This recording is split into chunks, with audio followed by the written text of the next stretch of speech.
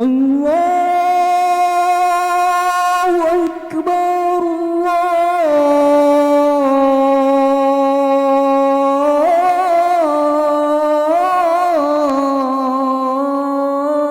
الله أكبر. أشهد أن لا إله إلا الله.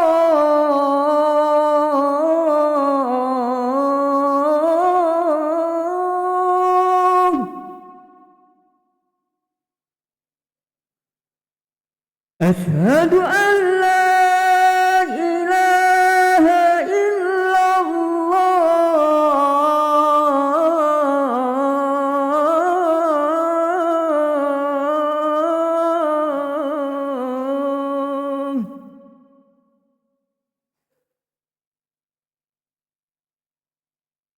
أشهد أن محمدًا رسول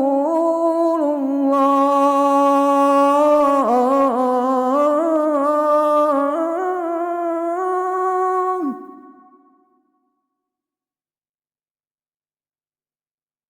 أشهد أن محمدًا رسول الله.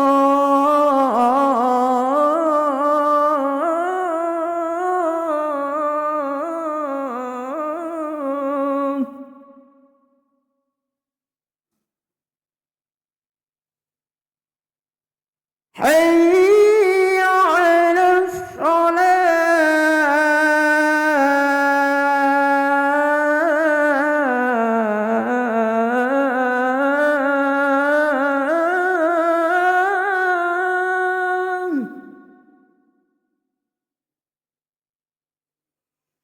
حي على الصلاة.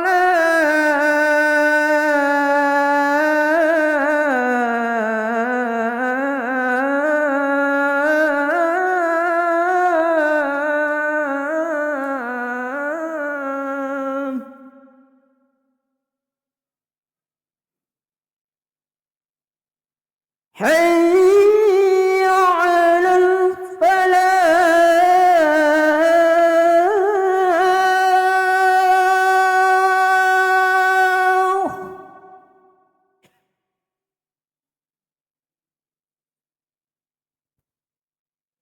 حي على الفلاح.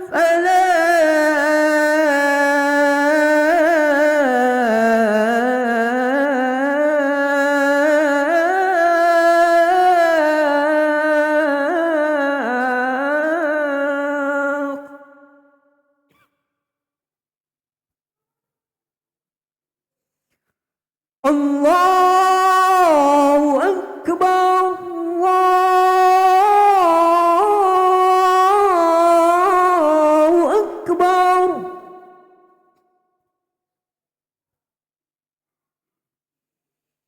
لا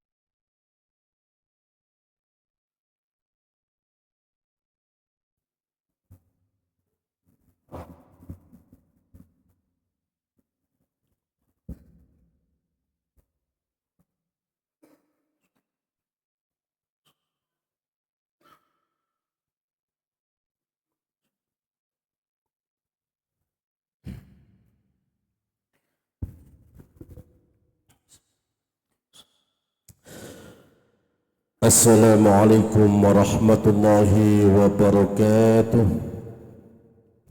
Para jamaah Jumat yang senantiasa dirahmati Allah Subhanahu wa taala. Di sini dari pengurus Takmir Masjid Jannatul Thaibin mengumumkan bahwa yang bertindak sebagai imam dan khatib untuk Jumat saat ini insyaallah akan disampaikan oleh Ustaz Alamuddin Abu Wafa, sedangkan yang bertindak sebagai Bilal Pak Saudara Ahmad Naufal. Laporan keuangan dari sedekah infak Jumat yang lalu sebesar Rp4.496.000, sedangkan pengeluaran untuk operasional masjid sebesar Rp2.700.000, sehingga saldo akhir sebesar Rp59.241.000. Semoga amal sedekah jariah para bapak dibalas oleh Allah Subhanahu wa taala.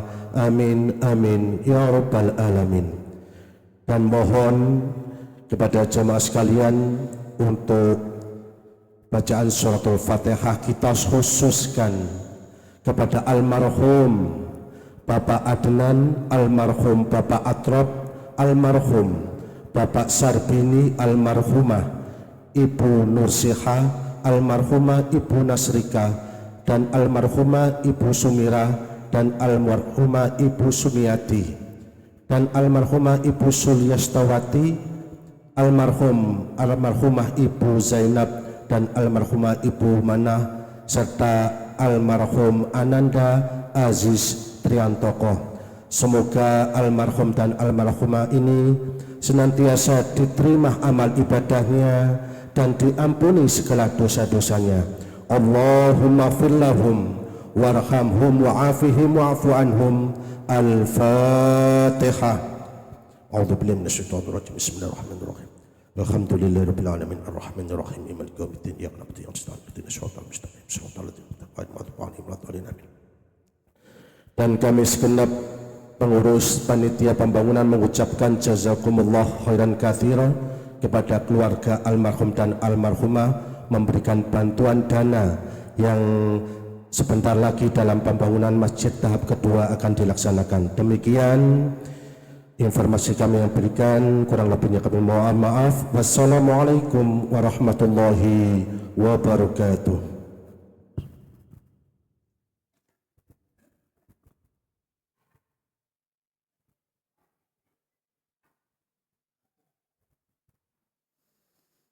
Ya ma'asyiral muslimin وزمرة المؤمنين رحمكم الله.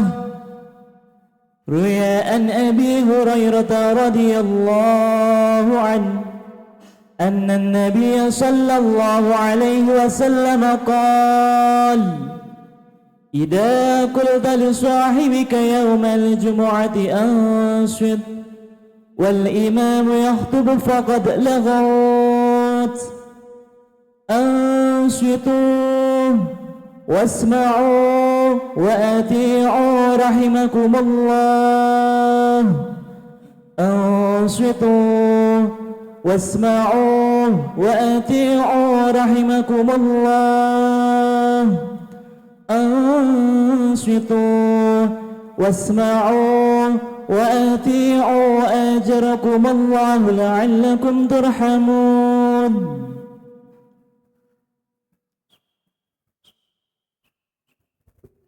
اللهم صل على محمد.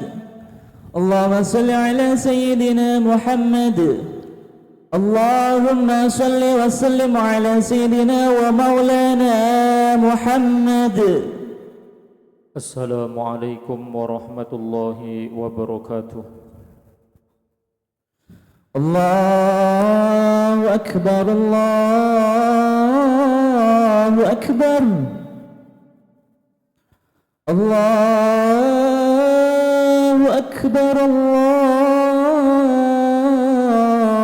الله أكبر. أشهد أن لا إله إلا الله.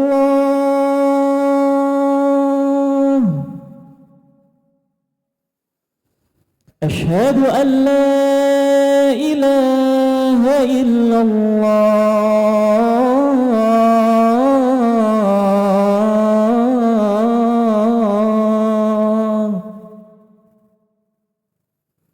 أشهد أن محمدا رسول الله.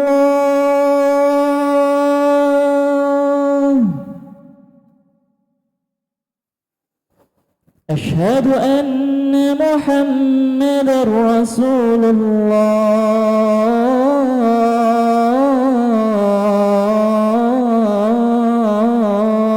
الله. حي على الصلاة.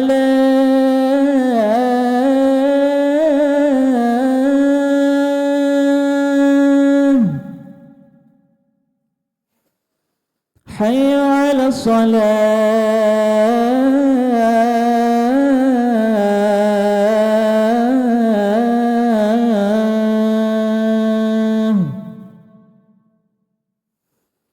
حي على الفلاح.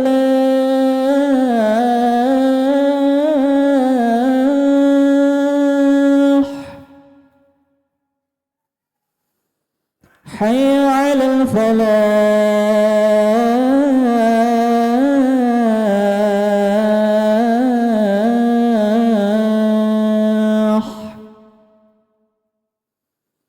الله أكبر الله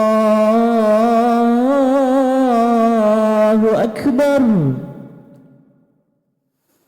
لا إله إلا الله.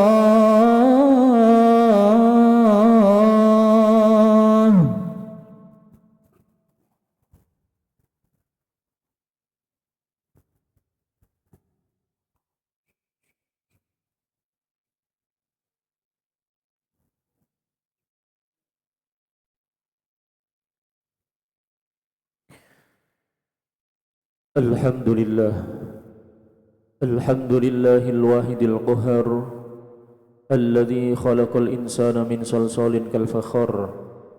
أحمده سبحانه وتعالى على نعمائه الغزار، وأشهد أن لا إله إلا الله وحده لا شريك له العزيز الغفار، مكور الليل على النهار تبصرة لأولي القلوب والأبصار، الذي أيقظ من خلقه من اصطفاه فأدخله في جملة الأخيار.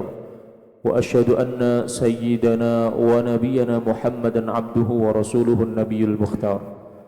اللهم صل وسلم على سيدنا محمد النور الأنوار وآله الأطهار وأصحابه الأخيار ومن تبعهم بإحسان إلى يوم القرار. أما بعد، فيا أيها الحاضرون اتقوا الله اتقوا الله اتقوا الله حق تقاته ولا تموتن إلا وأنتم مسلمون. واعلموا أن الجنة أعدت للمتقين. قال الله تعالى في القرآن الكريم: أعوذ بالله من الشيطان الرجيم، بسم الله الرحمن الرحيم.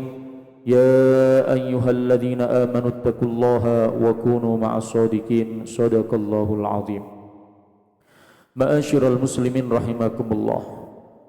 Pertama-tama marilah kita tingkatkan kualitas ketakwaan kita kepada Allah Subhanahu wa taala dengan jalan melaksanakan segala bentuk perintahnya dan menjauhi segala bentuk larangannya. Karena dengan takwa kita akan mendapatkan jaminan kemuliaan yang dijanjikan oleh Allah Subhanahu wa taala, baik kemuliaan yang kita dapatkan di dunia maupun kemuliaan yang akan kita dapatkan kelak di akhirat. Allah Subhanahu wa taala telah berfirman di dalam Al-Qur'an, "Inna akramakum indallahi atqakum." Sesungguhnya orang yang paling mulia di antara kita di sisi Allah dialah orang yang paling bertakwa, dan takwa merupakan satu-satunya bekal terbaik kita untuk kita menghadap Allah Subhanahu wa taala. Wa tazawwadu fa inna khairaz zadit taqwa. Dan berbekallah kalian semua, maka sebaik-baik bekal adalah takwa kepada Allah Subhanahu wa taala. Ma'asyiral muslimin rahimakumullah. Marilah kita selalu berjalan lurus sesuai dengan apa yang telah diperintahkan oleh Allah Subhanahu wa taala. Dan perlu kita ketahui bahwasannya kita akan berdiri di hadapan Allah Subhanahu wa taala besok di hari kebangkitan, yang mana hari itu adalah hari yang sungguh sangat luar biasa, di mana semua akan dimintai pertanggungjawaban oleh Allah Subhanahu wa taala. Dan di hari itu pula semua rahasia yang kita miliki akan diungkap oleh Allah Subhanahu wa taala. Allah Subhanahu wa taala telah berfirman di dalam Al-Qur'an, yauma tublas sarair, hari di mana semua rahasia yang dimiliki seluruh umat manusia akan diungkap oleh Allah Subhanahu wa taala. Ma'asyiral muslimin rahimakumullah. Nabi Muhammad sallallahu alaihi wasallam pernah menggambarkan kejadian di hari itu. Di salah satu hadisnya, ma minkum min ahadin illa sayukallimuhumullahu yaumal qiyamati laisa bainahu wa bainahu turjumanun. Bahwasannya tidak ada di antara kita semua di hari kiamat kecuali oleh Allah Subhanahu wa taala akan diajak berdialog, yang mana di antara kita dan Allah Subhanahu wa taala tidak akan ada pernah pemandu. Fayanzuru aymana minhu fala yara illa ma qaddama wa yanzuru ash'ama minhu fala yara illa ma qaddama.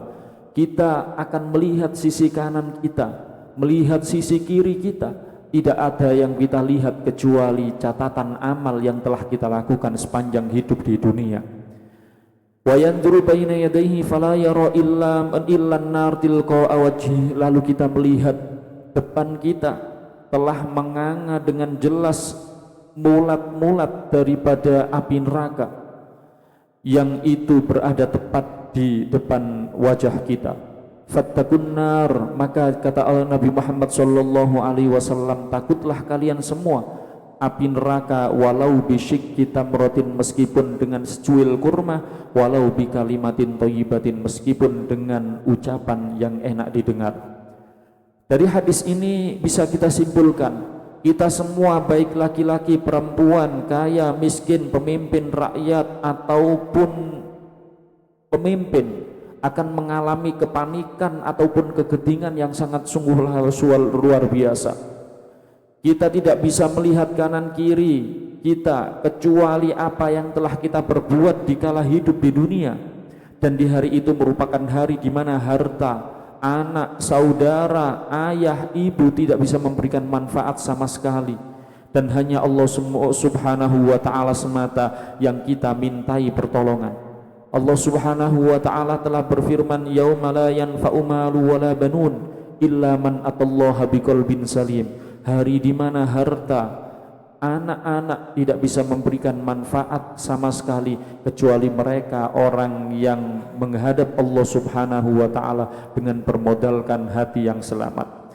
Yang kedua yang bisa kita ambil daripada hadis di atas adalah kengerian ataupun kegentingan di hari kiamat bisa kita hindari dengan amal yang sepele, yang mana dicontohkan oleh baginda Nabi Muhammad sallallahu alaihi wasallam dengan secuil kurma dan dengan bersosial yang bagus, tetapi dengan catatan dengan ikhlas karena Allah Subhanahu wa ta'ala. Ma'asyiral muslimin rahimakumullah. Syekh Ibnu Abi Syaiban dalam kitabnya Al-Musannaf pernah mengatakan dan memberikan wasiat kepada kita agar kita selamat daripada kegentingan daripada hari kiamat, yaitu dengan cara menerapkan daripada perkataan sahabat Zubair bin Awam, yaitu kita harus mempunyai amal soleh yang tidak ada yang tahu kecuali dirinya dan Allah Subhanahu wa ta'ala. Zubair bin Awam pernah berkata, man istata'a minkum ayyakuna lahu khab'un min amalin solihin falyaf'al. Barang siapa di antara kita yang mampu mempunyai amal yang tidak diketahui kecuali oleh dirinya dan Allah Subhanahu wa ta'ala dari amal-amal yang soleh, maka laksanakanlah. Artinya, barang siapa yang di antara kita yang mampu untuk merahasiakan amal soleh yang menjadi penyebab dihapusnya daripada kesalahan kita, dihapusnya daripada dosa-dosa kita, sehingga ini menjadi penguat makna ikhlas itu sendiri dan hanya meminta pahala pada Allah Subhanahu wa ta'ala, maka kita harus laksanakan. Sebagaimana ulama salaf pernah berkata, kanu yastahibbuna ayyakuna lahu ayyakuna lirrajuli khabi'atun min amalin solihin la ta'lamu bihi zaujatuhu wala ghairuha. Para ulama ahli ataupun ulama salafus soleh mempunyai keinginan setiap manusia itu mempunyai amal yang tidak diketahui oleh orang lain atau bahkan oleh istrinya sendiri kecuali oleh dirinya dan Allah Subhanahu wa taala. Oleh karena itu Ibnul Mubarak pernah mengomentari guru daripada Imam Syafi'i yaitu Imam Malik, "Ma ra'aitu rajulan irtafa'a mithla Malik ibn Anas, laisa lahu kasratun minas shalah wala siyam illa an takuna lahu sariratun." Aku tidak pernah melihat orang yang mulia melebihi daripada Imam Malik bin Anas. Kemuliaan Imam Malik bin Anas tidak disebabkan banyaknya sholat ataupun banyaknya puasa, tetapi ia memiliki rahasia amal yang hanya diketahui oleh dirinya dan oleh Allah Subhanahu wa taala. Begitu pula Imam Ahmad bin Hanbal pernah mengomentari Ibnul Mubarak, "Ma rafa'allahu Ibnul Mubarak illa bi khabi'atin kanat lahu." Aku ataupun Allah Subhanahu wa taala tidak pernah mengangkat kemuliaan daripada Ibnul Mubarak kecuali dikarenakan amal yang hanya diketahui oleh dirinya dan Allah Subhanahu wa taala yang dilakukan secara kontinu. Oleh karena itu ma'asyiral muslimin rahimakumullah, kita harus mempunyai satu amalan, entah itu sholat malam, sedekah sirri, zikir, membaca Al-Quran yang harus kita rahasiakan sehingga hanya kita dan Allah Subhanahu wa taala yang tahu. Terlebih kita hidup di zaman akhir, zaman di mana banyak sekali segala amal kebaikan dijadikan konten, status dan lain sebagainya hanya untuk mendapatkan pujian antar sesama ataupun mendapatkan daripada uang yang melimpah. Oleh karena itu amal sirri tidak akan dilakukan kecuali oleh orang as-shadiq, yakni orang-orang yang benar-benar tulus dan orang yang al-arif billah, orang yang tahu ataupun mengenal Allah Subhanahu wa taala, karena itu merupakan zinatul khalwat, perhiasan privasi antara dirinya dan Allah Subhanahu wa taala. Oleh karena itu Ibnul Qayyim pernah mengatakan, "Adz-dzunubu al-khafiyatu asbabul intikasat." Bahwasannya dosa yang kita lakukan secara sembunyi-sembunyi itu menjadi sebab kemunduran, baik itu kemunduran moral, kemunduran rizki dan lain sebagainya. Adapun wa ibadatul khafa aslus sabat, ibadah secara sembunyi-sembunyi itu merupakan pangkal daripada keteguhan. Ma'asyiral muslimin rahimakumullah, demikianlah khutbah singkat yang bisa saya sampaikan. Semoga ada guna dan manfaatnya. Semoga Allah Subhanahu wa taala senantiasa memberikan pertolongan kepada kita sehingga kita termasuk golongan orang-orang yang beruntung. Amin amin ya rabbal alamin. Wallahu subhanahu wa ta'ala yaqul wa biqaulihi yahdil muhtadun. A'udzu billahi minasyaitonir rajim. Bismillahirrahmanirrahim. يا أيها الذين آمنوا اتقوا الله حق تقاته ولا تموتن إلا وأنتم مسلمون. بارك الله لي ولكم في القرآن العظيم ونفعني وإياكم بما فيه من الآيات والذكر الحكيم وتقبل مني ومنكم تلاوته إنه هو البر الرحيم. اللهم صل وسلم على سيدنا محمد وعلى آل سيدنا محمد.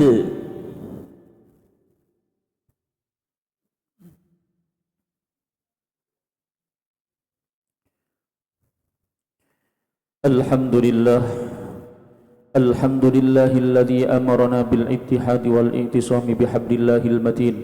أشهد أن لا إله إلا الله وحده لا شريك له إياه نعبد وإياه نستعين وأشهد أن سيدنا محمدا عبده ورسوله المبعوث رحمة للعالمين. اللهم صل وسلم وبارك على سيدنا محمد سيد المرسلين وعلى آله وأصحابه أجمعين. أما بعد، فيا عباد الله اتقوا الله ما استطعتم وسارعوا إلى مغفرة رب العالمين واعلموا أن الله سبحانه وتعالى أمركم بأمر بدأ فيه بنفسه وثنى بملائكته المسبحة بقدسه فقال تعالى إن الله وملائكته يصلون على النبي يا أيها الذين آمنوا صلوا عليه وسلموا تسليما. Allahumma salli wa sallim wa barik ala sayyidina Muhammadin sayyidil mursalin wa ala alihi wa ashabihi wa qarabatihi wa azwajihi wa dhurriyyatihi ajma'in warda Allahumma an arba'atil khulafa'ir rasyidin sayyidina Abi Bakrin wa Umar wa Uthman wa Ali wa ala baqiyatis sahabati ajma'in wa tabi'it tabi'in wa man tabi'ahum bi ihsanin ila yaumiddin wa alaina ma'ahum bi rahmatika ya arhamar rahimin. Allahumma aslih jami'a wulatil muslimin wansuril islam wal muslimin wa ahlikil kafarata wal musyrikin wa a'li kalimatika ila yaumiddin. Allahumma ghfir lil muslimin wal muslimat wal mu'minin wal mu'minat al ahya'i minhum wal amwat innaka sami'un qaribun mujibud da'awat ya qadiyal hajat. Rabbana iftah bainana wa baina qaumina bil haqqi wa anta khairul fatihin. Rabbana atina fid dunya hasanah wa fil akhirati hasanah wa qina adzaban nar. Ibadallah, innallaha ya'muru bil adli wal ihsani wa ita'i dzil qurba wa yanha 'anil fahsya'i wal munkari wal baghi ya'idzukum la'allakum tadhakkarun fadhkurullahal 'azim yadhkurkum wa la dzikrullahi ajallu wa akbar. Allahu akbar, Allahu akbar. Asyhadu an la ilaha illallah. Asyhadu anna Muhammadar Rasulullah. Hayya 'alas salah. حي على الفلاح قد قامت الصلاة قد قامت الصلاة الله أكبر الله أكبر لا إله إلا الله لا إله إلا الله محمد رسول الله صلى الله عليه وسلم. استووا صفوفكم فإن تسوية الصفوف من تمام إقامة الصلاة.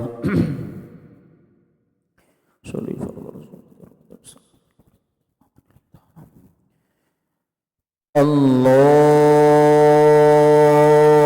Akbar.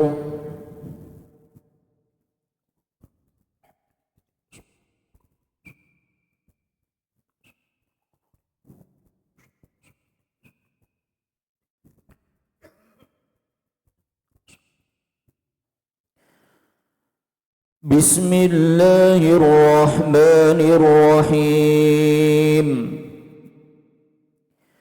Alhamdulillahi rabbil alamin. Ar-Rahmanir Rahim Maliki yaumiddin. Iyyaka na'budu wa iyyaka nasta'in. Ihdinas siratal mustaqim. صراط الذين أنعمت عليهم غير المغضوب عليهم ولا الضالين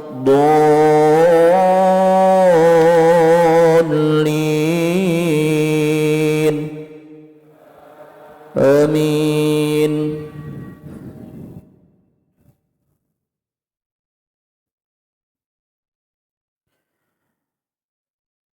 ويعبدون من دون الله ما لم ينزل به سلطانا وما ليس لهم به علم وما للظالمين من نصير.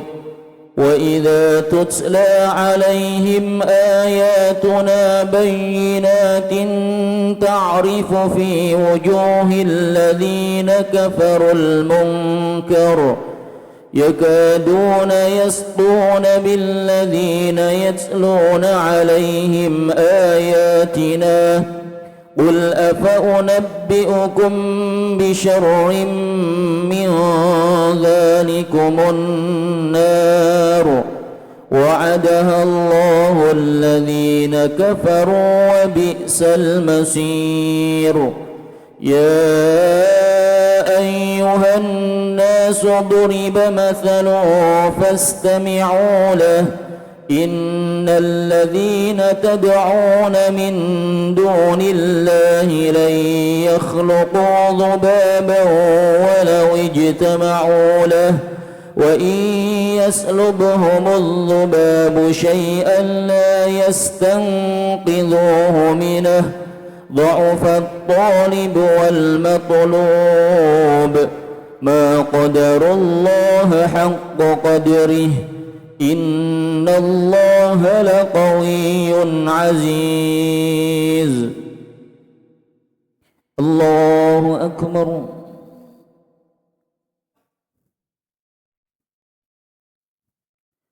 سمع الله لمن حمده. الله أكبر. الله أكبر. الله أكبر.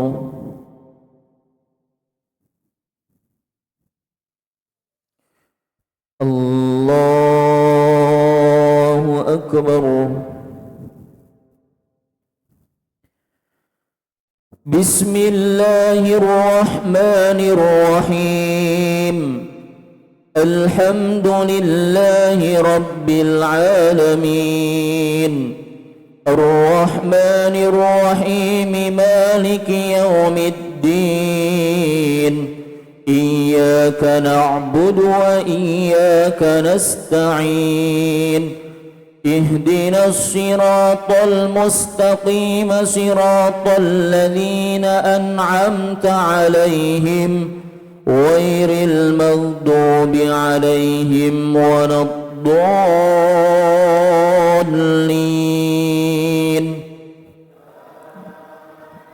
آمين.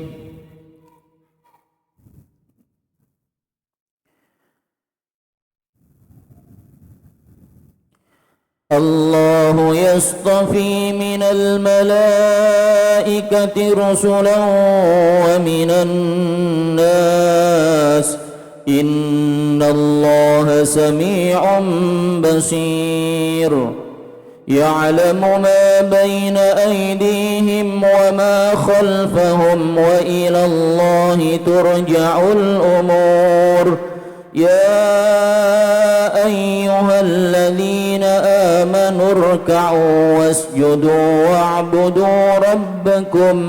واعبدوا ربكم وافعلوا الخير لعلكم تفلحون.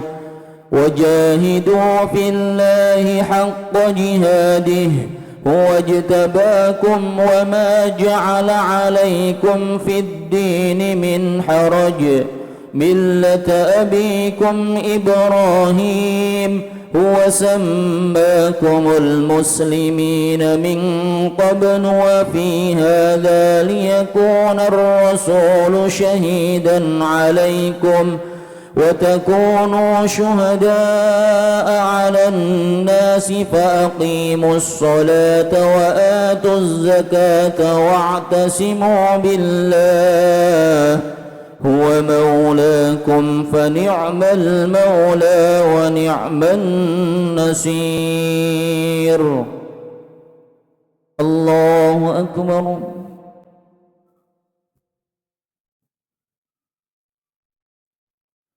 سمع الله لمن حمده. الله أكبر.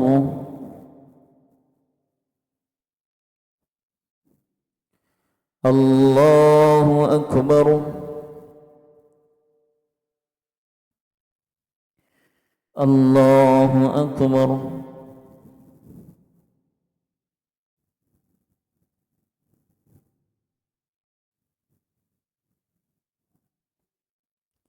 الله أكبر.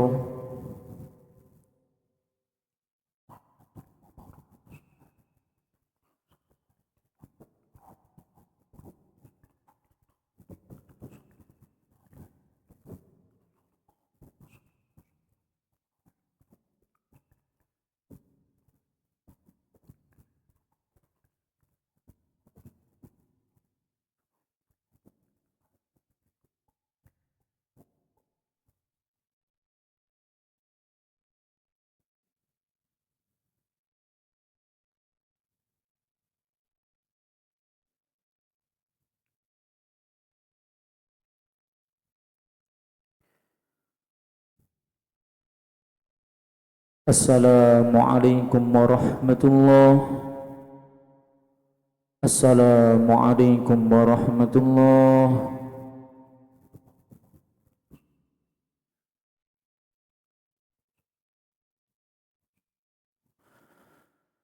الفاتحة. أعوذ بالله من الشيطان الرجيم. بسم الله الرحمن الرحيم. الحمد لله رب العالمين الرحمن الرحيم مالك يوم الدين. إياك نعبد وإياك نستعين. اهدنا الصراط المستقيم صراط الذين أنعمت عليهم غير المغضوب عليهم ولا الضالين آمين.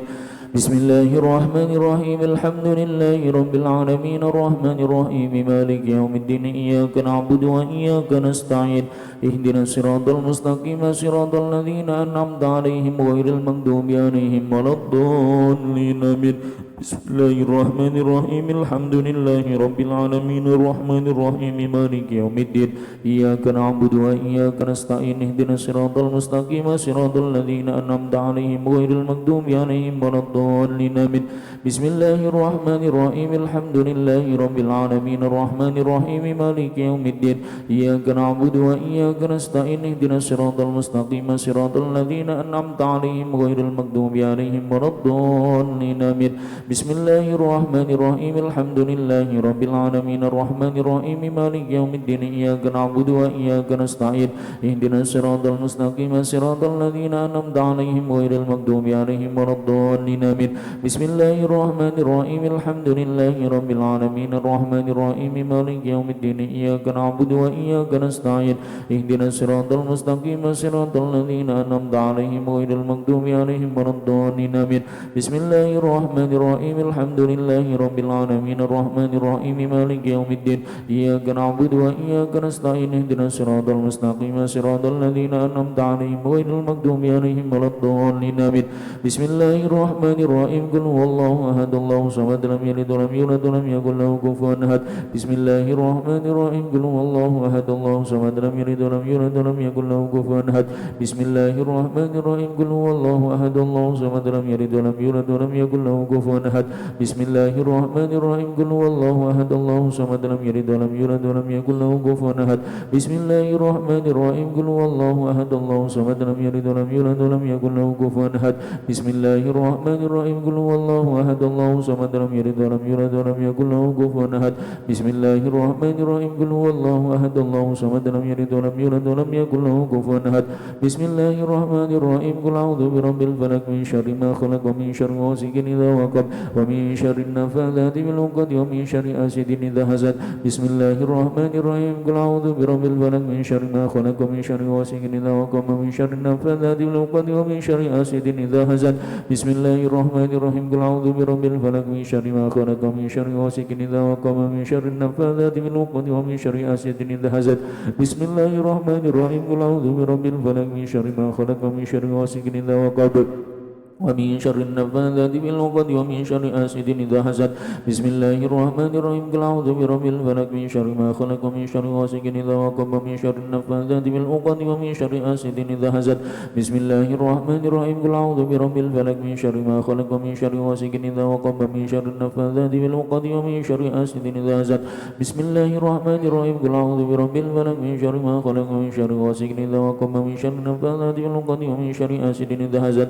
بسم الله الرحمن الرحيم. قل أعوذ برب الناس ملك الناس إله الناس من شر الوسواس الخناس الذي يوسوس في صدور الناس من الجنة والناس. بسم الله الرحمن الرحيم. قل أعوذ برب الناس ملك الناس إله الناس من شر الوسواس الخناس الذي يوسوس في صدور الناس من الجنة والناس. بسم الله الرحمن الرحيم. قل أعوذ برب الناس ملك الناس إله الناس من شر الوسواس الخناس الذي يوسوس في صدور الناس من الجنة والناس. بسم الله الرحمن الرحيم. قل أعوذ برب الناس ملك الناس إله الناس من شر الوسواس الخناس الذي يوسوس في صدور الناس من الجنة والناس. بسم الله الرحمن الرحيم. قل أعوذ برب الناس ملك الناس إله الناس من شر الوسواس الخناس الذي يوسوس في صدور الناس من الجنة والناس. بسم الله الرحمن الرحيم. قل أعوذ برب الناس ملك الناس إله الناس من شر الوسواس الخناس الذي يوسوس في صدور الناس من الجنة والناس. بسم الله الرحمن الرحيم. قل أعوذ برب الناس ملك الناس إله الناس من شر الوسواس الخناس الذي يوسوس في صدور الناس من الجنة والناس. بسم Bismillahirrahmanirrahim. Hamdan yuwafi ni'amahu wa yukafi mazidah. Ya Rabbana lakal hamdu kama yanbaghi li jalali wajhika wa 'azimi sultanik. Wassalatu wassalamu ala sayyidina Muhammadin wa ala alihi wa sahbihi wasallam. Walhamdulillahi rabbil alamin. Allahumma ighfir lana wa li abaina wa li ummahatina wa li ajdadina wa li jaddatina wa li masyayikhina wa li masyayikhina wa liman ahabbana wa liman ahsana ilayna wa li jami'il muslimin wal muslimat wal mu'minin wal mu'minat al ahya'i minhum wal amwat. Allahumma arham ummata Muhammad. Allahumma asri ummata Muhammad. Allahumma farij an ummati Muhammad. Allahumma afi ummata Muhammad. Allahumma ya muqallibal qulub tsabbit qulubana ala dinik. Allahumma ya muhawwilal ahwal hawwil ahwalana ila ahsanihal. Allahumma asina aqibatana wa aqibata ahlina wa dhurriyyatina wa talamidina waj'alna wa iyyahum min ahlil ilmi wa ahlil khair wa la taj'alna wa iyyahum min ahli syarri wad dhair. Rabbana la tuzigh qulubana ba'da idh hadaytana wa hab lana min ladunka rahmah innaka antal wahhab. Rabbana hab lana min azwajina wa dhurriyyatina qurrata a'yun waj'alna lil muttaqina imama. Rabbana atina fid dunya hasanah wa fil akhirati hasanah wa qina adzabannar. Wa sallallahu ala sayyidina Muhammadin wa ala alihi wa sahbihi wa sallam. Walhamdulillahi rabbil alamin. Bisri asraril Fatihah.